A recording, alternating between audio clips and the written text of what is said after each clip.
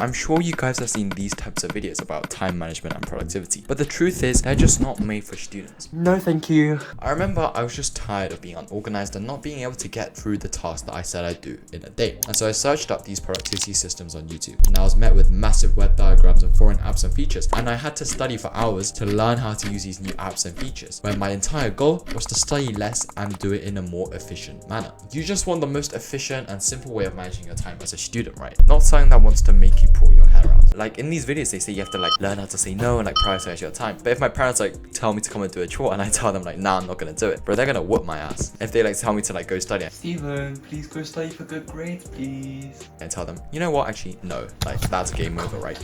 And so this is my system that is easy and simple and made for students. It will save your time and it won't get your ass whooped. And so the first chapter is to how to manage tasks.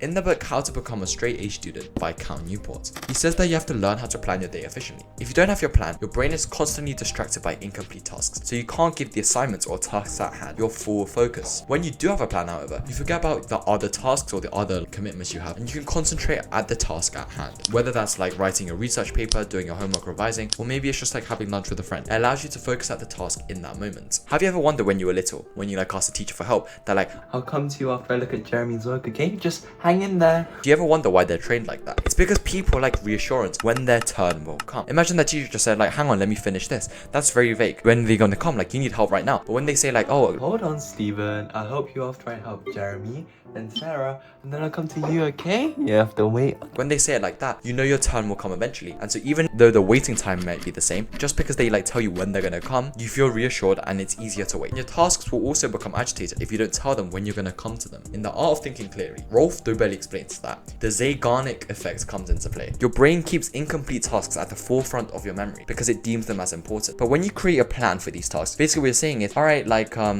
I don't know, past papers, I'll come to you after I finish this. Or like, okay, going to the gym, I'm gonna do this after that. And so you're basically telling your task when you're gonna come to them. And so it signals to those tasks that it no longer requires mental space. Those all have an order, and so those tasks become less agitating. So you know when you're gonna come to them. It doesn't take up your mental like storage. But how do we do it? You need a calendar and a list. The calendar could be digital or it could be like a physical calendar, and the list, it could be on your phone or it could be a physical list, doesn't matter. Get your list and divide it into two halves, your schedule and reminder. First step is to update your calendar. Each morning, look in the to remember column of yesterday's list. This includes any tasks or commitments that you noted down in the previous day. And add each of these tasks to your calendar, assigning days to tasks that don't have a designated time. The second step is to write your schedule. In the schedule of today's list, write down any non-negotiable commitments. It could be class, it could be school, it could be like dinner, lunch, like eating with your family, going out, all of these things. Then look at today's calendar, what's left. In the order of priority, write down a time slot for each of the tasks listed in your calendar in your schedule column for today. You have to make sure it's realistic though. You have to give yourself enough time to complete each project. Eat well and sleep at reasonable hours. Once your schedule is full, move the remaining tasks to the calendar for another day. A bonus tip, not sure when to schedule a study session? Newport recommends that you should do it before dinner. Most students try to study at night, but this is both prime socialization time and the period at which you have the least energy. Instead, take advantage of the small breaks in your day, like if you have 45 minutes between classes, and select several secluded locations where you can focus on your studies and spend time studying in those places alone before dinner, and then you can socialize afterwards. And step 3 of this whole process is to adjust your schedule as necessary. Your schedule is just a guideline, not an unbreakable rule. So while you should try to stick to it generally, you shouldn't obsess over it. Stressing over the fact that you like messed up your schedule, you went like 15 minutes over your lunch break, will only make you feel worse and procrastinate. However, something that won't make you feel stressed is Cramify, this video's kind sponsor. It's hard to stay focused and to stay on track. For me, every time my teachers would send like a long R PowerPoint or a massive set of notes, I feel like ending it all. But with Cramify,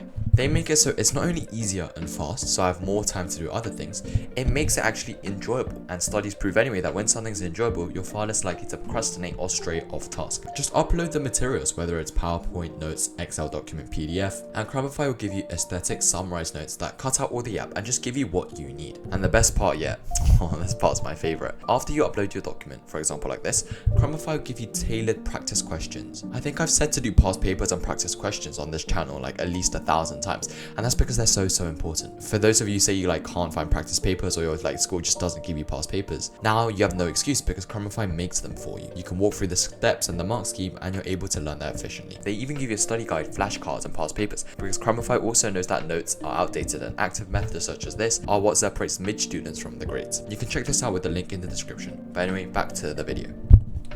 Learn how to drag around this task, use that hour that you had scheduled there and push it back later. You have to learn how to be flexible. And the fourth step is to fill in your list. As you go about your day, each time you encounter a new task or commitment, like going to the party or like a new deadline for the essays, write it in the to remember column. You remove your task from the brain, remember, we're offloading it from our brain, and so you can focus on other things and tasks at hand, and we know those tasks are going to come back to them later. And then you schedule it tomorrow morning, and then you go back to step 1, and this should be your daily routine. All right, so we have this process, but you're the type of person in a few days you're going to end up procrastinating and you're not going to be able to stick to it, right? But I've got you covered. The reason that this might be happening is because you don't actually know how long a task takes. For example, for me, I always thought that the gym is just an hour of my time, and so when I was blocking these like schedules, etc., the gym would always just be 1 hour block from 10 to 11. But that's not true at all, because although my workout sessions are an hour long, going to the gym and coming back, it's already like 15 minutes each way, so that's an hour and 30. But from the moment I stop studying at 10 and then I go to the gym, I'm having to go downstairs, fill up my water bottle, like put on my headphones, put on my shoes, go there, come all the way back, and then by the time I sit down and study, it's actually closer to like 2 hours, maybe even more. And so that's a whole hour that I'm neglecting. The reason you spend hours making a pre-schedule and getting frustrated that you can't stick to it is because you're not making it realistic and you don't know how long a task takes. Your brain is actually really bad at like predicting how long a task takes. So be hyper aware and maybe even have a stopwatch and time how long it takes for you to actually do a set task. And also people tend to block one task for each time block. You can actually stack loads of things together. For example, while I have breakfast, I also check my phone. As I'm on my way to the gym, I might do flashcards and also like review something else. I do this on Google Calendar and stack them, and doing shallow tasks together and batching all of them together. It's a great way to utilize pockets of time, and it makes it so that you won't have to do those shallow tasks when it's your time to do deep work. Because as Cal Newport said, you should be directing all of your focus onto the deep work that matters and not using up your time on shallow tasks. And so this is the most simple and easy way to manage your busy schedule as a student that I personally use, and it's very easy to set up and use, and it's realistic. But time management is just the tip of the iceberg, and there's so many different outcomes that could come out from this. And so if you watch this far, you probably enjoy learning from me. If you want to go a step further to become the best student that you always dreamed about, check out my Student Accelerator program, which you can find out more by clicking the first link in the description and watching the free masterclass. I've helped a countless other students around the world get the grades that they always wanted to,